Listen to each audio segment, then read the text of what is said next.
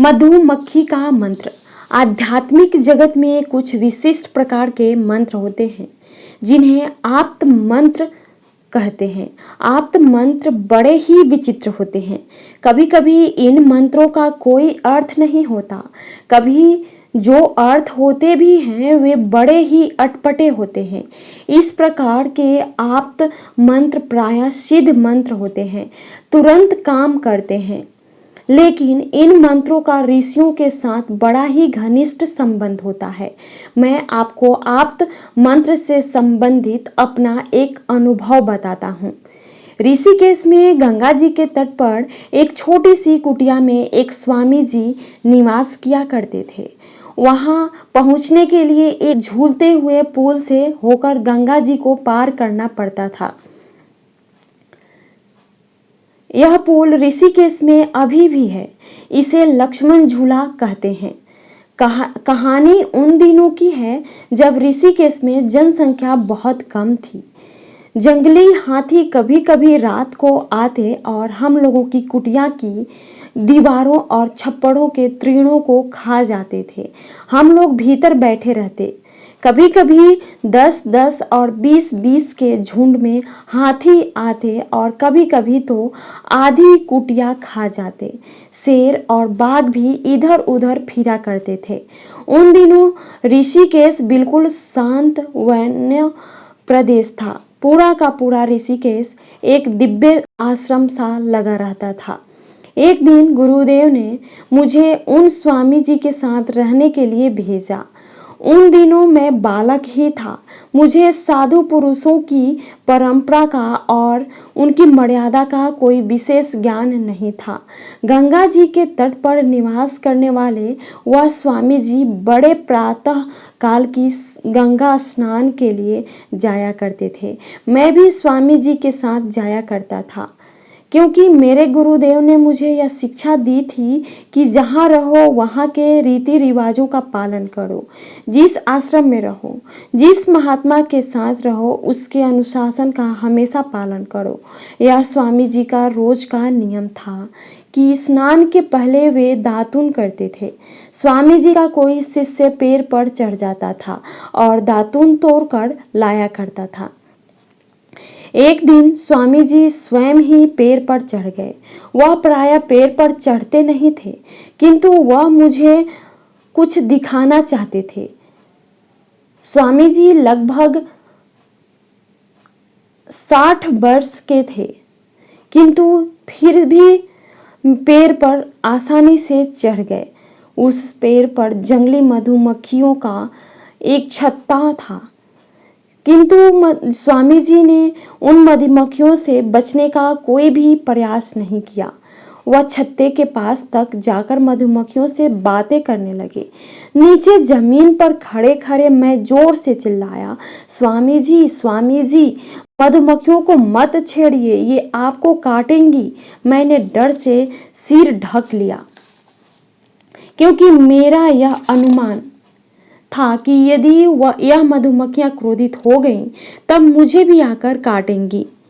वे जंगली मधुमक्खियां थीं, इतनी विषैली थी कि यदि 10-20 मधुमक्खियां काट लें तो मनुष्य की मृत्यु हो जाए।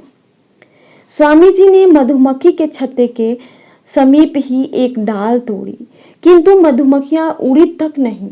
वह सुरक्षित भूमि पर आ गए और बोले, अब तुम पेड़ पर चढ़कर अपने लिए दातुन तोड़ लो। मैंने उत्तर दिया, नहीं स्वामी जी, मुझे दातुन की जरूरी नहीं है, मैं इसके बिना भी रह सकता हूँ। स्वामी जी ने कहा, नहीं, तुम अपना दातुन जाकर तोड़ो, डरने की कोई बात नहीं है। तो मैंने कहा, स्वामी जी, यदि आप चाहते हैं कि मैं इस पेड़ पर चढ़ूं तो सबसे पहले आप मुझे अपनी रक्षा का मंत्र बताइए। उन दिनों मैं मंत्रों के अंदर निहित शक्तियों के प्रति आकर्षित था। मेरे अंदर यह भी भाव था कि यदि मैं मधुमक्खी के मंत्र को जान जाऊं तो इससे मेरी सुरक्षा तो होगी ही, बाद में लोगों को भी अपना सामर्थ्य दिखा सकूंगा। सच्चाई तो यह है कि सामर्थ्य प्रदर्शन हेतु ही मंत्र के प्रति मेरी जिज्ञासा थी, जो आध्यात्मिक विकास के सामने महत्वहीन था। स्वामी जी ने कहा कि यदि मैं पेड़ पर छत्ते के समीप चढ़ूं तो मंत्र बता देंगे। ऐसा सुनकर मैं पेड़ पर चढ़ गया। स्वामी जी पुनः बोले कि छत्ते के समीप जाकर मधुमक्खियों से आमने सामने बात करो। उनसे कहो कि मैं भी यहीं पड़ोस में रहता हूँ, मैं तुम्हें कोई क्षति नहीं पहुँचाता, तुम भी मुझे कोई क्षति न पहुँचाओ। मैंने स्वामी जी से कहा, महाराज जी यह तो कोई मंत्र नहीं है। स्वामी जी बोले, मैं जो कह रहा हूँ तुम वैसा ही करो।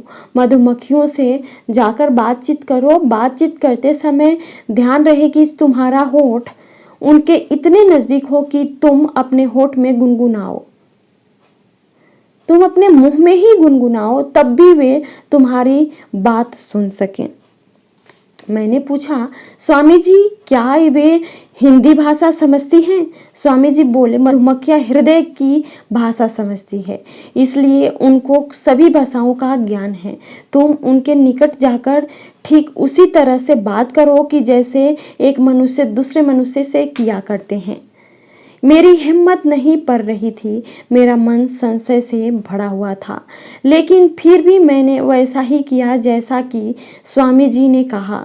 मैं पेड़ पर चढ़कर मधुमक्खियों के नज़दीक तक पहुंच गया। वहां पहुंचने पर मेरे आश्चर्य का कोई ठिकाना न रहा। मैंने देखा कि मधुमक्खियों ने मेरे ऊपर आक्रमण नहीं किया। मैंने कहा, स्वामी जी क्या यह पालतू मधुमक्खियां हैं? स्वामी जी हंसकर बोले, यह मंत्र किसी को मत देना, क्योंकि यह केवल तुम्हारे लिए काम करेगा और मेरी आज्ञा का कभी उल्लंघन नहीं होना चाहिए। बाद में मैं शहरों और गांवों में भ्रमण करता तो प्रायः शहर के या गांव के बाहर किसी बाग बगीचे में रुकता और लोग वहीं पर आकर मुझसे मिलते। मैं नवयुवक ही था, मेरे भाव में प्रौढ़ता नहीं आई थी। उन दिनों मेरे अंदर आत्म प्रशंसा की भावना अधिक बलवान थी। मैं पेड़ पर चढ़कर बिना किसी कठिनाई के छत्तों से मधु के ले आता और मधुमक्खियां कुछ भी न बोलती। यह दर्शकों के लिए एक बड़े आश्चर्य की बात थी। एक बार मैं पंजाब के भिवानी नामक शहर के पास बाहर एक बगीचे में निवास कर रहा था। वहाँ का एक सोनार मुझे अच्छी तरह जानता था। मेरी हरकतें देखकर एक व्यक्ति मुझसे बार बार प्रार्थना करने लगा, स्वामी जी मुझे कृपा करके वह मंत्र बता दीजिए। मैं स्वामी जी की बात को भूल गया कि यह मंत्र केवल मेरे लिए ही काम करेगा। मैंने उसकी प्रार्थना स्वीकार कर लिया और उसे बताया कि मधुमक्खियों के साथ कैसा व्यवहार किया जाता है। एक दिन वह एक पेड़ पर चढ़ा और उस टहनी पर पहुंच गया जहां पर मधुमक्खियों का छत्ता लगा हुआ था। उसने मेरे बताए हुए मंत्र को कई बार दोहराया, किंतु कुछ भी असर नहीं हुआ। सैकड़ों की संख्या में मधुमक्खियां एक साथ दौड़ पड़ी। वह पेड़ से गिर पड़ा। हम लोग उसे लेकर अस्पताल भागे। उसको सैकड़ों मधुमक्खियों ने काट लिया था। उसके शरीर में इतना ज़्यादा जहर हो गया कि वह 3 दिन तक बेहोश पड़ा रहा। मैं बहुत ही निश्चिंतित था और बार बार सोचता कि भगवान ऐसा ना हो कि कहीं यह बेचारा मर जाए। मैं दिन रात ईश्वर से प्रार्थना करता था कि वह बच जाए। तीसरे दिन सहसा उस अस्पताल में वही स्वामी जी जिन्होंने मुझे मंत्र दिया था पधारे। मुझको डांटते हुए स्वामी जी बोले, तुमने यह सब क्या कर दिया? अपनी आत्म प्रशंसा के चक्कर में तुमने एक आदमी को मार ही डाला था। यह तुम्हारे लिए अंतिम शिक्षा होगी। प्रातःकाल तक यह आदमी स्वस्थ हो जाएगा, किंतु उस मंत्र की शक्ति को मैं तुमसे छीन लेता हूँ। अब तुम इसका प्रयोग कभी नहीं कर सकोगे। तब से मैं बहुत सावधान रहता हूँ। महापुरुषों के शब्द मंत्र की भांति प्रभाव करते हैं। जब कोई महापुरुष आपसे कुछ कहे तो उसके शब्दों को मंत्रों की भांति स्वीकार करके उसका यथावत अपने जीवन में अभ्यास कीजिए। मंत्रों का दुरुपयोग। आज भी कहीं कहीं मठों में प्राचीन ग्रंथों की ऐसी पांडुलिपियां सुरक्षित हैं जिनका अध्ययन और अध्यापन सामान्यतया वर्जित है। मठाध्यक्ष और उच्च कोटि के महात्माओं के अलावा अन्य लोगों को उन ग्रंथों को पढ़ने का आदेश नहीं है। ऐसे ग्रंथों को प्रयोग शास्त्र कहते हैं। इन प्रयोग शास्त्र पढ़क ग्रंथों में साधना की उच्च पद्धतियों का वर्णन किया गया है। हम लोग जिस गुफा में रहते थे वहाँ एक ऐसा ही ग्रंथ था। गुरुदेव ने मुझे आदेश दिया था कि उस ग्रंथों को मैं कभी भी बिना उनकी आज्ञा के पढ़ने का प्रयास न करूं, किंतु जितना भी उन्होंने कहा कि मैं न पढ़ूं उतना ही मुझे उस ग्रंथ को पढ़ने की इच्छा हुई। उस समय मेरी आयु 17 वर्ष की थी। मैं बिल्कुल निडर था। मेरे ऊपर कोई उत्तरदायित्व नहीं था। मुझे यह भ्रम भी था कि मैं एक बहुत सिद्ध और प्रबुद्ध साधक हूँ। साथ ही मुझे यह भी विश्वास था कि मेरे गुरुदेव सर्वसमर्थन हैं और दयालु हैं, और यदि मुझसे कोई गलती भी हो गई तो वे उसे सुधार लेंगे। एक बार गुरुदेव यात्रा पर थे। वह ग्रंथ उनके साथ था। गुरुदेव उस ग्रंथ को मुझे देते हुए बोले कि इसे पढ़ना नहीं। जब मैं तुम्हें आज्ञा दूं तभी इसे पढ़ना। किंतु मैं उस ग्रंथ को पढ़ने के लिए आतुर हो गया।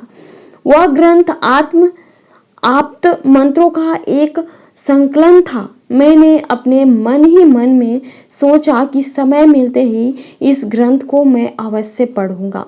गुरुदेव के साथ गंगा जी के तट पर बनी हुई एक छोटी सी कुटिया में निवास करते हुए एक दिन सायंकाल मैंने सोचा कि इस ग्रंथ के पढ़ने का यही अच्छा अवसर है। उस कुटिया में एक ही खिड़की भी नहीं थी तथा उसमें एक ही दरवाजा था। मैंने दरवाजे को बाहर से बंद कर दिया और सोचा कि पूरी रात में मैं इस ग्रंथ को पढ़ डालूंगा। चांदनी रात थी जिसमें आसानी से ग्रंथ को पढ़ा जा सकता था। वह ग्रंथ कपड़े में लिपटा हुआ तथा कई धागों से बंधा था। मैं ग्रंथ को खोलकर पढ़ने लगा। एक स्थान पर उस ग्रंथ में एक विशिष्ट साधना एवं उसके प्रभाव का वर्णन किया गया था। 1 घंटा पढ़ने के बाद मैंने सोचा कि मैं इसका प्रयोग करके स्वतः केवल अनुभव करूं। मैंने ग्रंथ को एक ओर रख दिया। यद्यपि ग्रंथ में यह स्पष्ट रूप से लिखा हुआ था कि यह साधना केवल अनुभवी योगियों को ही करना चाहिए, क्योंकि अभ्यास में गलती होने पर दुर्घटना भी संभव है। उस साधना क्रम में यह एक विशेष मंत्र था और कुछ विशिष्ट कर्मकांड के साथ जप करने का विधान था। फलस्वरूप वह मंत्र साधक के भीतरी और बाहरी शक्तियों को जागृत कर सकता था। उस ग्रंथ में नीचे विधान के अनुसार उस मंत्र का जप 1001 बार होना चाहिए था। मैंने विधि विधान के साथ जप प्रारंभ किया। मैंने उस मंत्र का 900 बार जप किया, किंतु कुछ भी अनुभूति नहीं हुई। किंतु जब मैं 140वीं बार जप कर पहुंचा 940वीं बार जप करने पहुंचा तो मुझे एक विशालकाय स्त्री दूर से मेरी ओर आती हुई सी दिखाई पड़ी। उसने इधर उधर पड़ी हुई कुछ लड़कियों को इकट्ठा किया और आग जलाया। फिर उसने एक बड़े पात्र को आग पर रख दिया। अब तक मैं 163 बार मंत्र का जाप कर चुका था। 963 बार मंत्र का जाप कर चुका था। 990 की संख्या पूरी करते करते मैं बिल्कुल भयभीत हो गया, क्योंकि इसी समय मैंने देखा कि महान पर्वतकार मनुष्य हमारी ओर चला आ रहा है। पहले तो मैंने सोचा कि हो सकता है कि यह मंत्र का प्रभाव हो, अतः उसकी ओर बिना देखे मैं 1001 की जप संख्या पूरी कर ली। किंतु वह विशालकाय पुरुष बड़ी तेजी से मेरी ओर आता ही गया। ऐसे दैत्याकार पुरुष को न तो मैंने कभी देखा था और न ही कल्पना की थी। वह बिल्कुल नग्न था। उस विशालकाय पुरुष ने अग्नि के पास बैठी हुई स्त्री से पूछा, क्या तुमने मेरे लिए कुछ भोजन तैयार किया है? वह बोली, आप कुछ भोजन की सामग्री लाओ, तब तो तैयार करूं। यहाँ भोजन की कोई सामग्री नहीं है। वह पुरुष मेरी तरफ देखकर बोला, यह क्या है? इसी को काटकर क्यों नहीं पकाती हो? उसकी बात सुनते ही मैं बेहोश हो गया। मैं अपने जग और जीवन की शुद्ध बुद्ध भूल बैठा। मुझे कुछ भी ज्ञान नहीं रहा कि मैं कितनी देर तक बेहोश रहा। जब मैं होश में आया तो गुरुदेव को अपने सामने खड़ा पाया। उन्होंने मेरे गाल पर एक चपेट लगाते हुए कहा, उठो। मैं कुछ क्षणों के लिए होश में तो आया, किंतु पुनः बेहोश हो गया। मैं अभी भी उस विशालकाय दैत्य के शब्दों का स्मरण कर रहा था। थोड़ी देर बेहोशी में रहने के बाद जब मैं पूरी तरह से होश में आया तो गुरुदेव ने एक लात मारकर पूछा कि तुमने मेरी आज्ञा के विरुद्ध यह प्रयोग क्यों किया? मैंने पहले ही तुमको चेतावनी दी थी कि तुम इस ग्रंथ का कभी भी मेरी आज्ञा के बिना अध्ययन नहीं करोगे। तुमने मेरी कुटिया में ताला क्यों लगाया? इसीलिए कि मैं बाहर ना आ सकूं। इस अनुभव से मुझे मंत्र की शक्ति पर विश्वास हो गया। तब से मैं अपने गुरु मंत्र का निरंतर हृदय से स्मरण किया करता हूँ। जहाँ कहीं भी जाता हूँ, जो कुछ भी कहता हूँ, जीवन की हर परिस्थिति में मैं अपने गुरु मंत्र का स्मरण करता रहता हूँ। बाल्यकाल में मैंने उद्दंडतापूर्ण कई कार्य किए, किंतु गुरुदेव के लिए हुए मंत्र शक्ति ने सदा ही मेरी रक्षा की और मेरा मार्ग प्रदर्शन किया। बिना अनुशासन के और बिना यम और नियमों का पालन किए यदि मंत्र जप किया जाए तो उससे साधक को अधिक लाभ नहीं प्राप्त होता। साधना में अनुशासन की परम आवश्यकता है। भय और संशय निरंकुश मन की अपनी निजी सृष्टि है। मंत्र तभी फलीभूत होते हैं जब मन पवित्र और अंतर्मुखी हो। बिना मंत्र के अर्थ को जाने भाव का उदय नहीं होता और बिना भाव के जप करने से विशेष लाभ संभव नहीं होता। दोस्तों, मंत्रों को हमें बहुत सही पूर्वक और किसी गुरुदेव के निर्देश पे ही हमें मंत्र को जपना चाहिए, नहीं तो हमें अच्छा फल के बजाय उल्टा फल भी मिल सकता है। इसलिए आप सही मंत्र का हमेशा उच्चारण करें।